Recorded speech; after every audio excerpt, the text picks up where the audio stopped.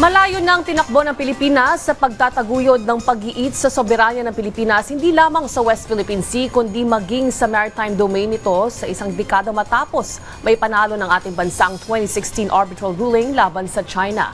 Ayon kay Defense Secretary Gilberto Teodoro Jr., lalo pang pinatatag ng Pilipinas ang kakayahan nito na pangalagaan ang ating mga karagatan. Anya, hindi rin dapat magpabaya ang ating bansa maski isang segundo. Dagdag pa ng kalihim na discredit ng China sa maritime claims ito sa buong South China Sea na siyang dapat hindi pabayaan ng Pilipinas. Samantala, dapat pa ring seryosohin ng Pilipinas ang pahayag ng isang Chinese scholar na bahagi umano ng China ang isla ng Batanes.